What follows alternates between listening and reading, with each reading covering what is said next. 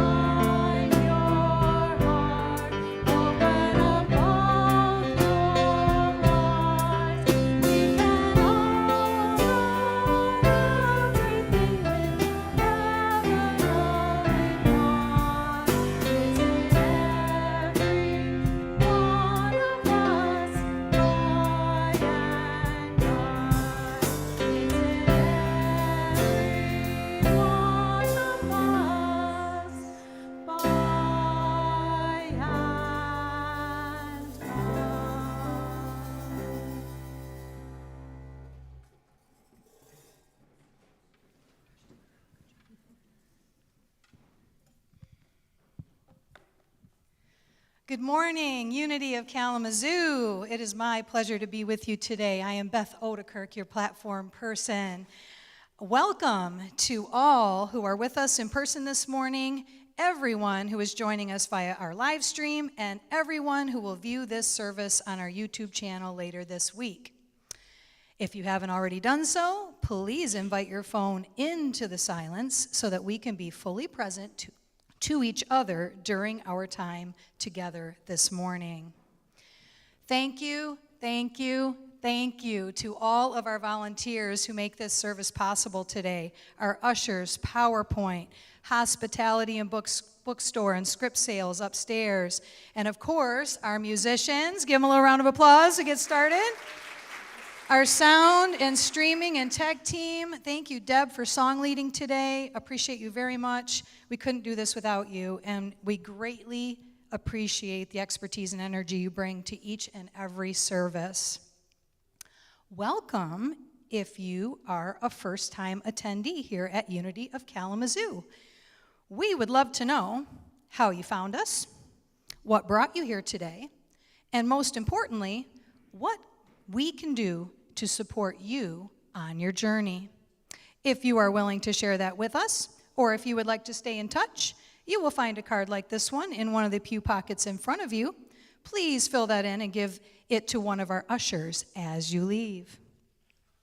We have a very special service for you today, in that we have a community superstar with us today. Ken Greshek is going to deliver our message. I know he's over here doing a cool wave.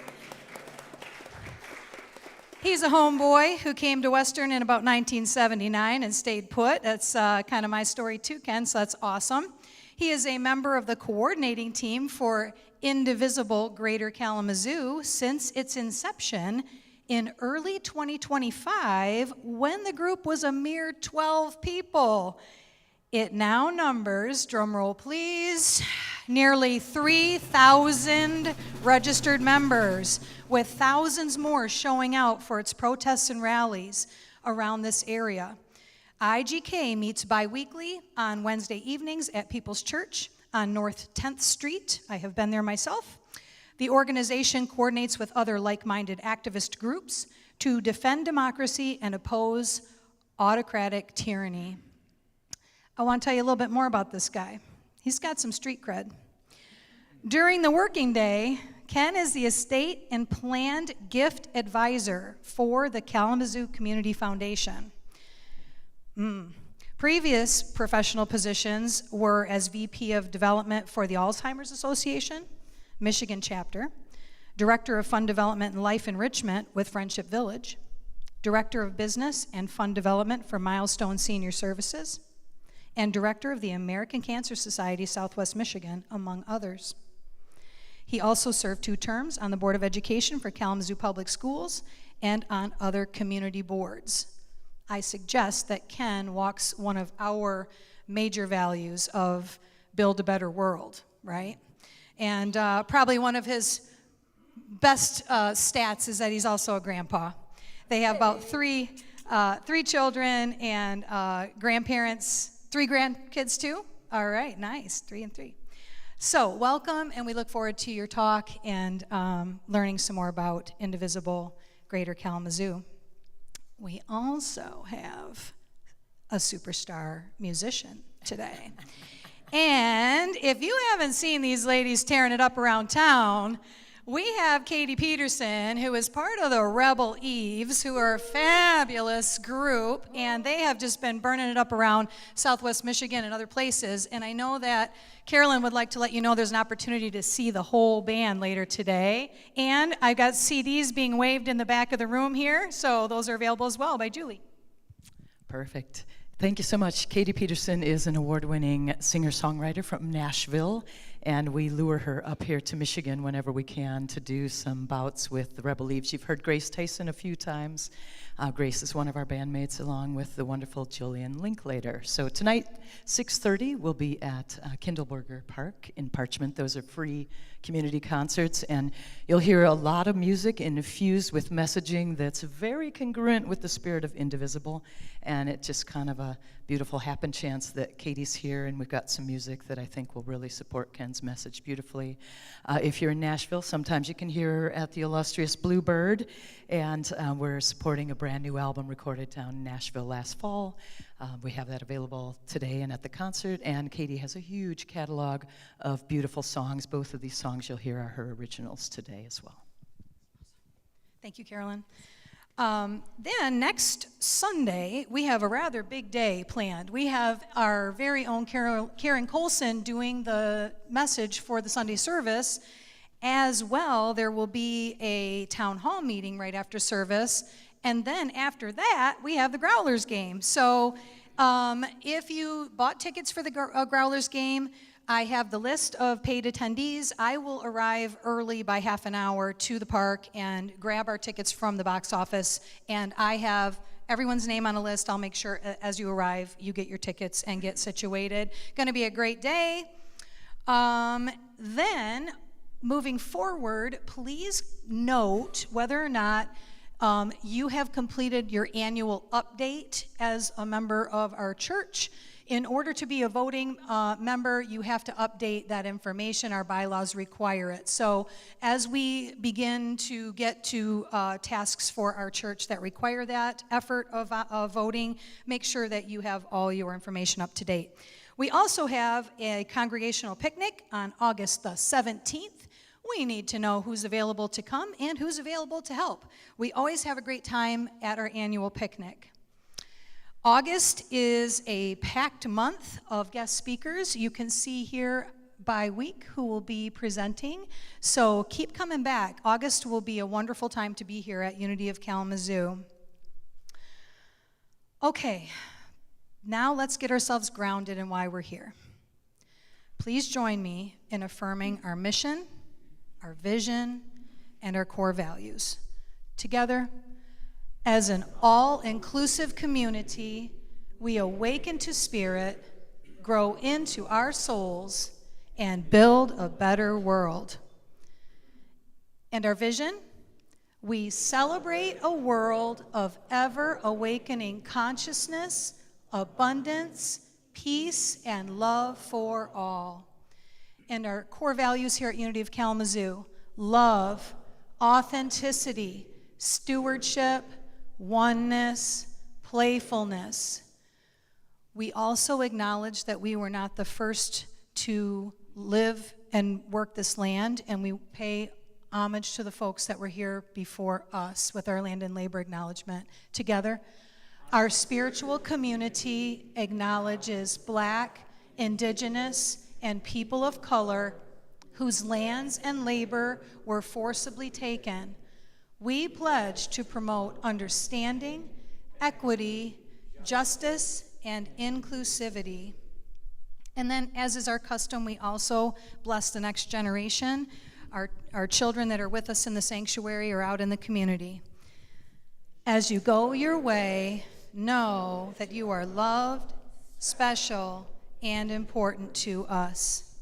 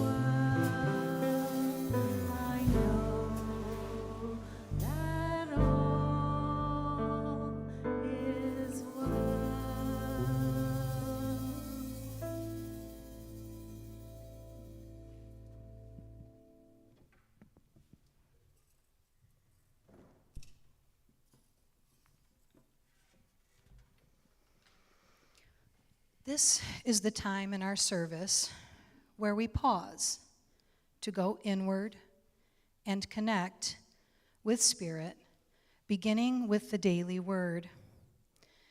And our word for today is surrender. It's natural to have ideas and preferences about how things should be and to work toward the results I want. But I can exhaust myself if I attempt to exert control over my life's circumstances. In fact, the more I try, the less control I feel I have. Releasing the illusion of control, I practice spiritual surrender. So much more than giving up. Surrendering my efforts and my hopes to the divine within me is an act of empowerment. It means living my faith that God is in and through all things. It means trusting that there are outcomes better than the ones I have imagined. I surrender to God's peace and perfection. I give up trying to control outcomes and relax, welcoming serendipity and ease. Surrender is the way. My child, give me your heart, and let your eyes observe my ways. From Proverbs 23:26. Now, if you're comfortable, let your eyes gently close and take a moment to connect your body with the safe space we gather in. Feel the seat beneath you, solid and supporting. Sense your feet touching the floor, grounding us to the here and now.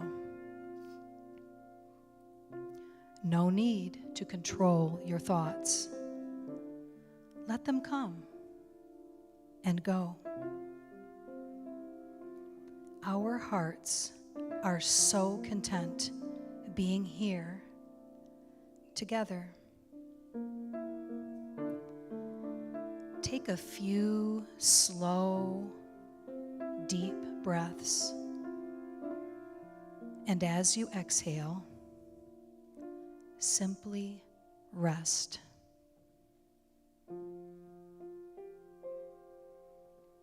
We feel at peace as each breath takes us deeper into connection with the source of who we are. Imagine if we moved through our day feeling like this, at ease, tapped into the strength of the divine. It connects us to all things.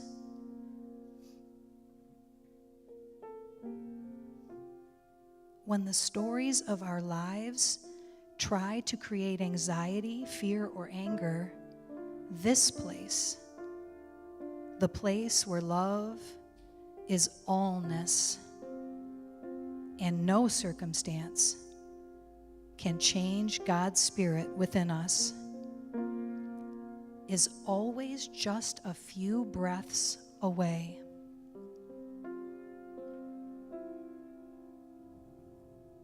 As human beings, we bring our unique selves and our unique gifts to bear on the world around us. Through God's Spirit that shines so brightly in us, we create, influence, and manifest a world where everyone belongs. Where there is enough. Where hurts are healed. And a new story is partially authored by us. Rest in God.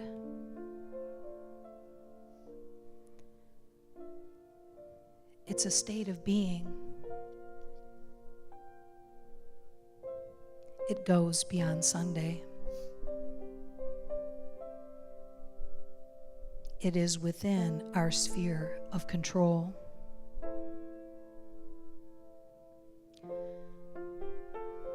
The world needs this strength in us.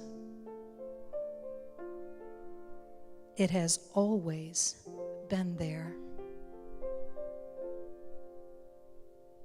Let's live it this week as we put our feet to loving, positive action within our sphere of control. And as we begin to surface from this deep knowing, we rest assured that Spirit will always be there to help, guide, and support us in seeing the divine path forward. Amen.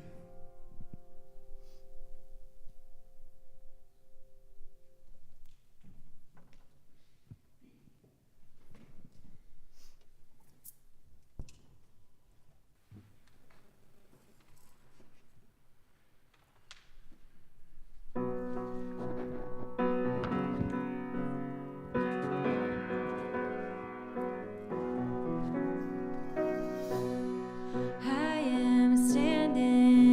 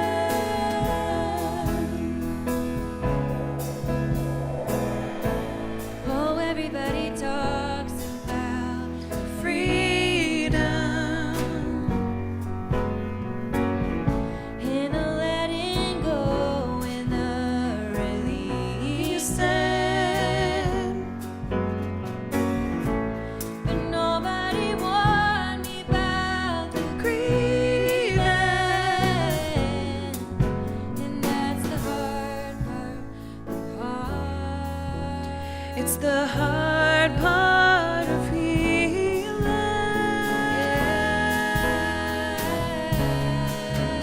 It's the hard part of healing.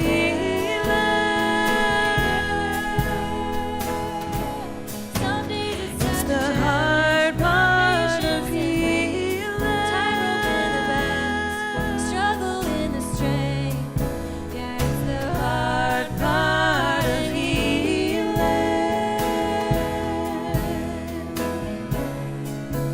It's the hard part of healing.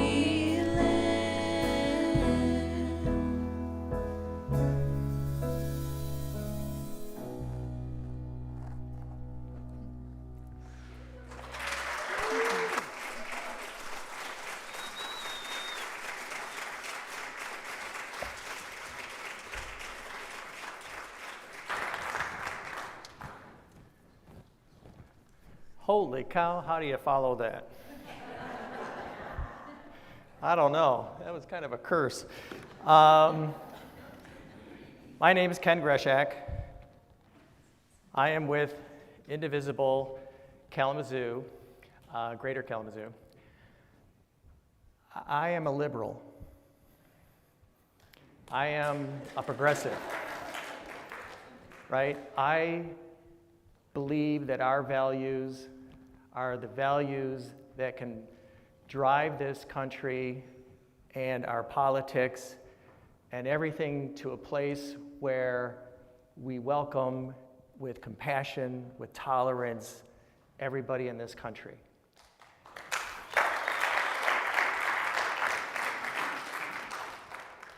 And those are really, we don't take a poll on this at Indivisible, right? But I think if we were to poll the people that come and are part of our community with Indivisible Greater Kalamazoo, they would kind of echo those same types of values.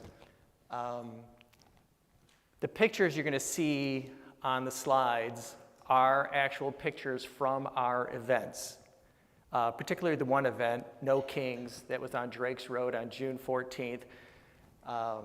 And I think the thing that I'd like for you to take away is the diversity that are going to be seen in these photos. We put out there into the world that we're going to be doing something, and then people show up. We don't know who's going to show up. We're not specifically saying we want this or want that or want this. We just say, here we are, come.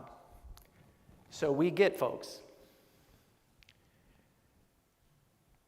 Our mission in Indivisible Greater Kalamazoo is pretty simply stated. Taking action to defend democracy of, by, and for the people. We are not a partisan organization. We are open and welcoming to anybody who wants to play in the game we're playing. Now, our values, our spirit, maybe aligns more with one party than another. But really our mission is pretty simple, to take action to defend democracy of, by, and for the people. And it's working. The resistance is growing. So where did Indivisible Greater Kalamazoo come from? Beth kind of talked a little bit about it at the beginning. We began in January with 12 people. And at the second meeting, we were 30 people. And at the third meeting, we knew we had capacity issues because it was in living rooms at that point. So that's when we kind of transitioned to say, I think we're onto something here. And that's when we moved to People's Church, where all of a sudden we're having 200 and some odd 50 people show up at a time to be a part of the group. We are part of Indivisible National. If you go and you look up indivisible.org, that's the group that we are a local chapter of. And there are thousands of chapters across the country. And locally, Paw Paw has a chapter, Saugatuck has a chapter, Holland has a chapter, Grand Rapids has a chapter. I think there are many chapters in the Detroit area. It has grown exponentially as the circumstances have kind of taken us on, right? At our meetings, they're kind of action-oriented for some of you who've been there. You know, we have breakout sessions where people can be a part of our strategic planning. People can focus on local initiatives. Folks can do posters. You know, it's kind of what we're kind of a very active, focus on activism group. What do we need to do, right? It's not just theory. We're trying to do. We're also trying to listen. So also at our meetings, and my wonderful wife Dana helps coordinate this, she's over here, is we bring in speakers. We have heard from El Concilio. We have heard from out front, Kalamazoo Refugee Resource Center, among others. We're hearing the impacts that are going on in our community because of the administration that is currently in control. And let me tell you something, it ain't pretty. You know, these groups are facing funding cuts on the part of El Concilio. They're afraid for their lives.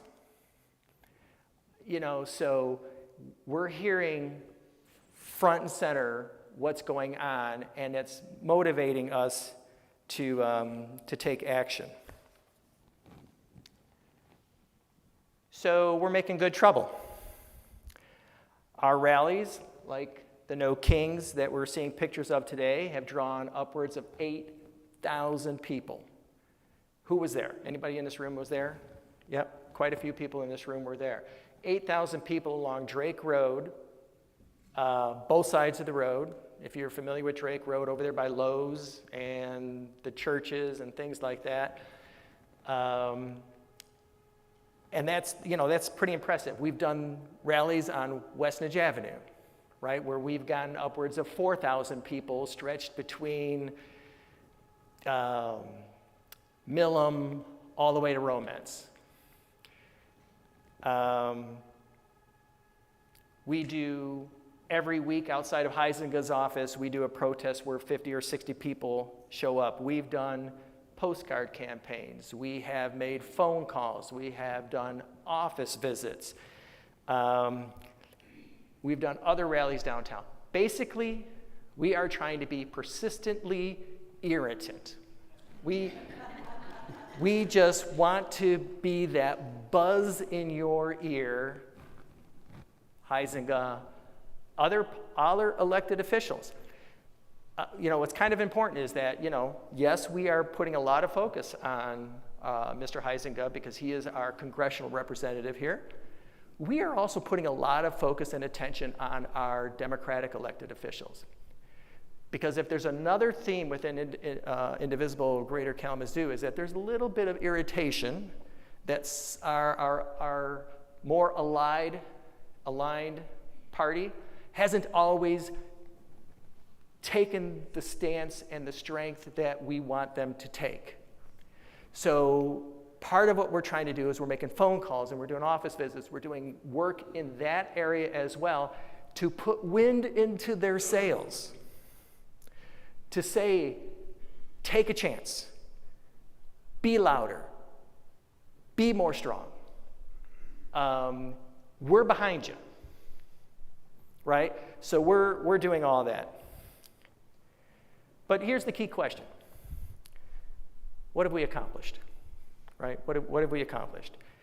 As John Lewis, who made plenty of good trouble, right? He's the one who said that. He also said, power concedes nothing without a demand. Power concedes nothing without a demand. But have we won any concessions yet? Did we persuade Mr. Huizenga to change his vote on that big, beautiful, ugly bill? Nope. We did not achieve that. Did we stop it across the nation? Nope. We weren't able to do that, were we? And that, you know, that kind of stings, but we also knew what we were up against. But what have we achieved, right? Mr. Huizinga's in hiding. He will not come into our community. He knows it is not a good place for him to be, because if he were to walk into this community, we would fill wherever he was, and we would make it very uncomfortable for him, right? He knows that he is not acting on behalf of the constituents of this district. He knows that, but he's not worshiping at our altar, right? He's worshiping at a different altar that has nothing to do with the needs of the people and everything to do with the needs of a few elite folks and hanging on to power. But back to the question, what have we accomplished? What we have accomplished is we have built and are continuing to build a deep and diverse coalition of like-minded people who want to fight back against this tyranny and authoritarianism, I never say that word right, of Trump.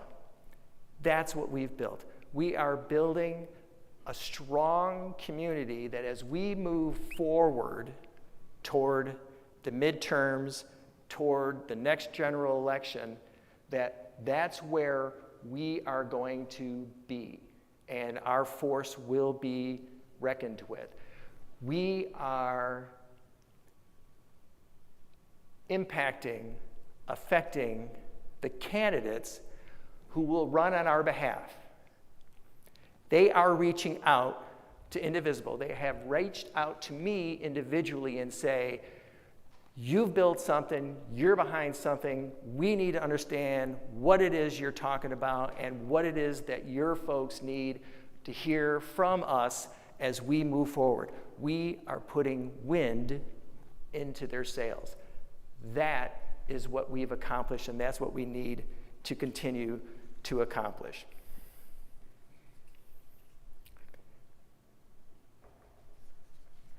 The other thing that we've accomplished in this building of the community is that people know they're not alone.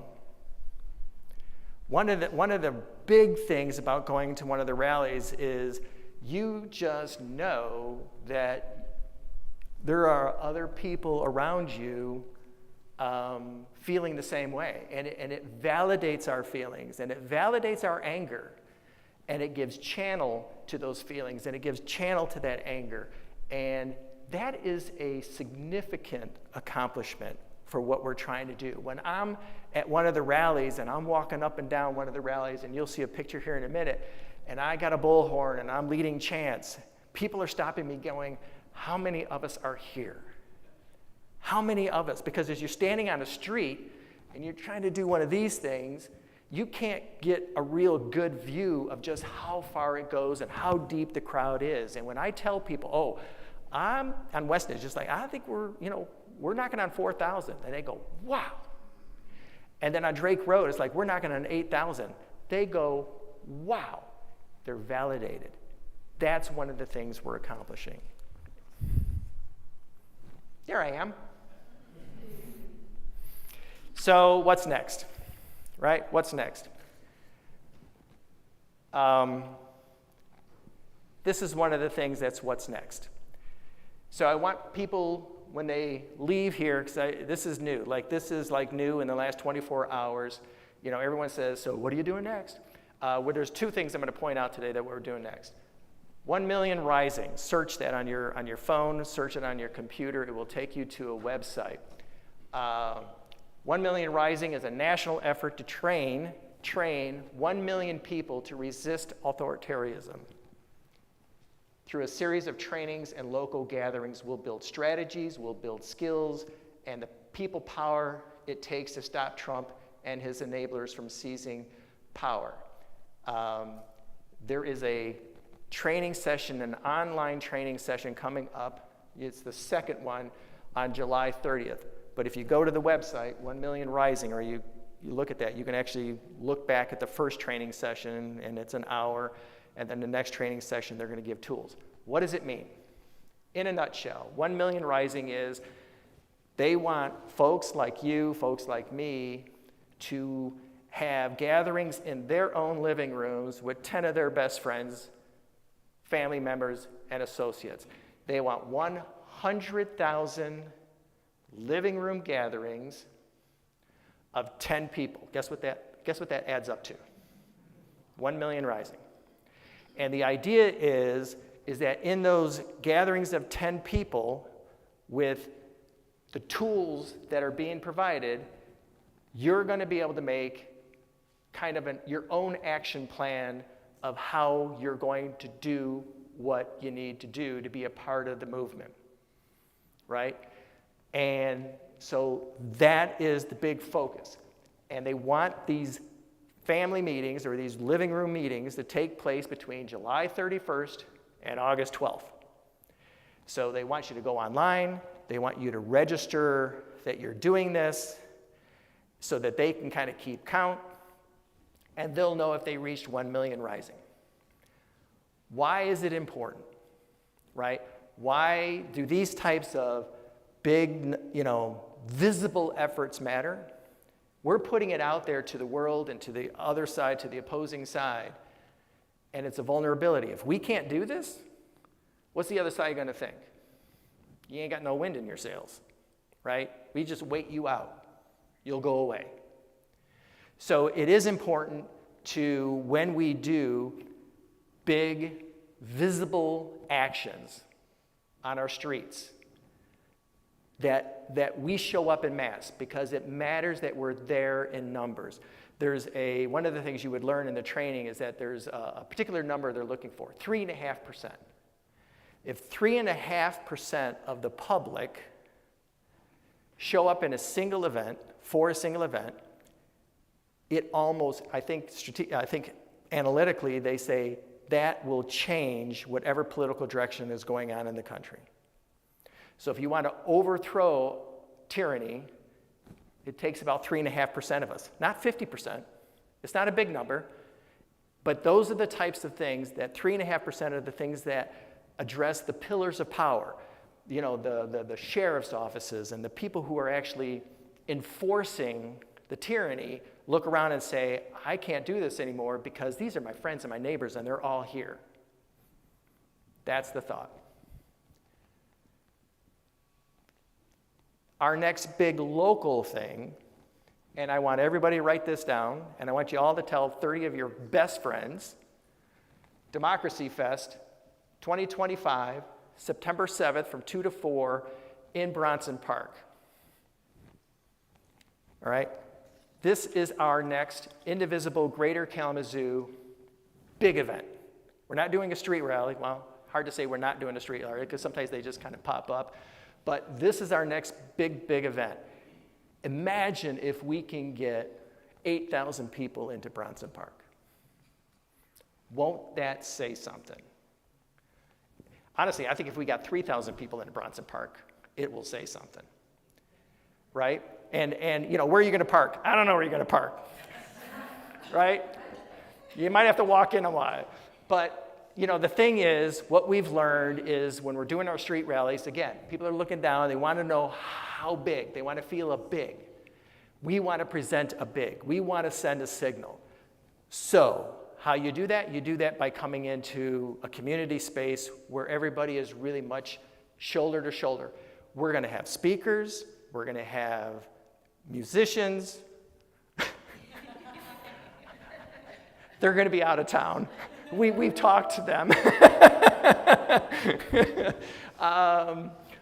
But local speakers, there is an outside chance that we may have some national profile speakers, but I'm not banking on it. Who knows who might drop in? It might be worth showing up just to see who shows up.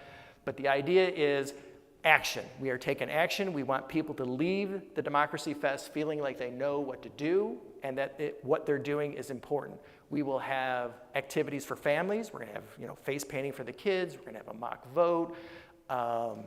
We're going to have tables from 20 or more of our local nonprofits like the YW and Loaves and Fishes, and I'm forgetting all the names. Dana might help me remember. But the idea is for people to come together and connect with community in one moment and kind of get charged up. So that's next, September 7th.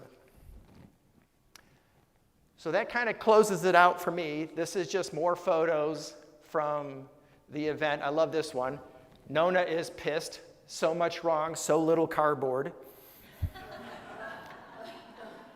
That's the one in the middle and the bottom. Then we got when injustice becomes law, resistance becomes duty.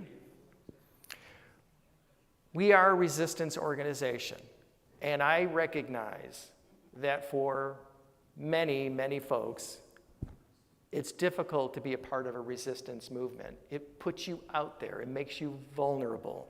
It can be scary, which is why it's important for you to see that you're not alone. And that's why we come together like that. This is no time to be quiet. I think, and I think many of us think, that this is a really unique time in our history. We are seeing our institutions cut out from underneath them. We are seeing the implantation of a tyrannical government. And we have to stop it. That's our job. That's our job. We're the only ones who can. We are the only ones who can. Thank you.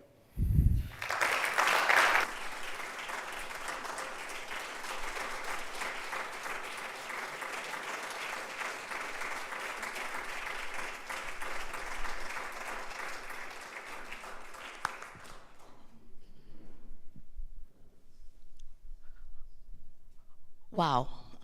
Thank you so much. I'm feeling empowered. And when you were talking, it just reminds me there is power in numbers. That's all I kept thinking. There is power in numbers. Thank you.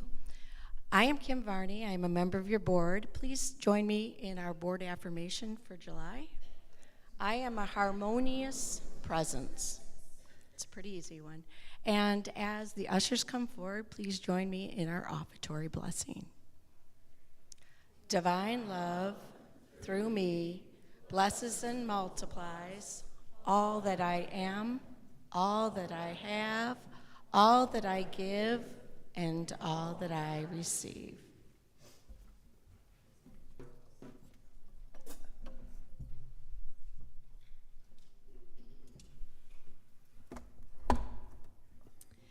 Well, it seems that the theme today is good trouble. That is the name of this next song that I wrote with Grace and Jill, who are the other members of the Rebel Eves, Carolyn and I's band. And we'd love, if you would like to, you can sing along with us. The chorus is quite simple. It's just good, good, good trouble. And we can just kind of sing it out, ring it out, power in numbers. Yeah, here we go.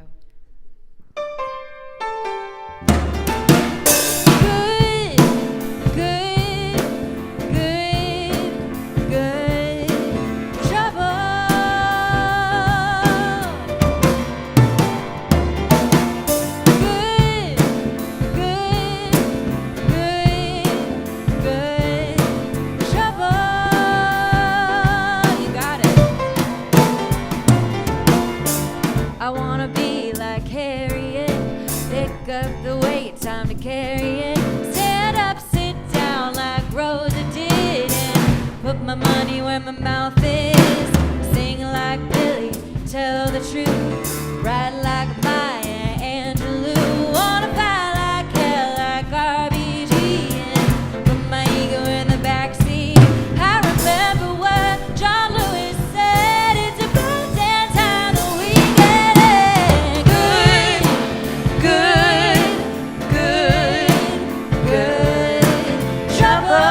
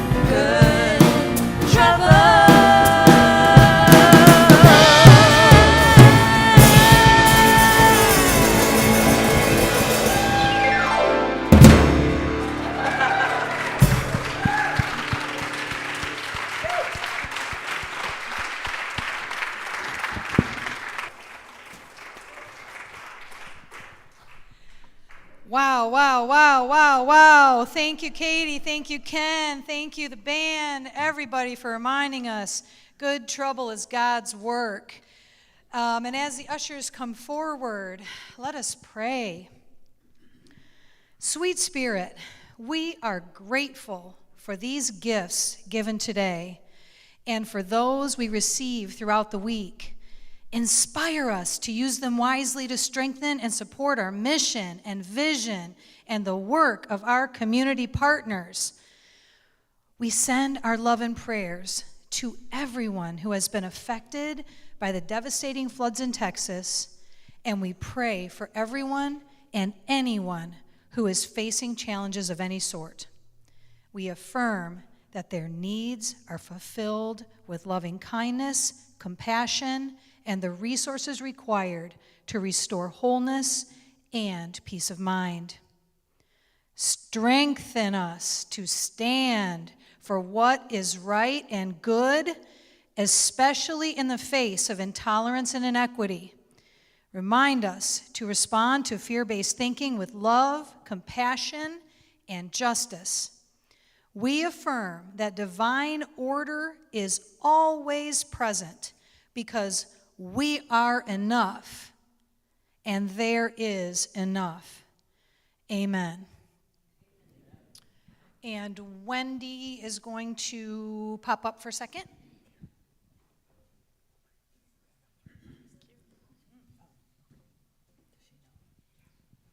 Okay, I am the active, attractive, and in-demand Wendy Weaver, and I am here today on behalf of our minister search team to request from our people online, people here in our church community, to take into your daily practice and support this search team with your energy. Okay, so we're asking that you take this affirmation into your daily practice. We claim divine wisdom to guide us through the process of our minister search. We are grateful that the right minister is employed at the right time and in divine order. And as we bring our service to a close, thank you, Wendy. I invite you to please stand as you are able and join us in the affirming our prayer for protection. Anytime we feel ill at ease, we can say this prayer, and it will help ground us in our knowing. Is there a slide for it? There we go. Together, the light of God surrounds us. The love of God enfolds us. The power of God protects us. The presence of God watches over us. Wherever we are, God is. And if all is well. And if you're comfortable doing so, you may hold hands with your neighbor as we sing our peace song, or just place your hand on your heart and connect within.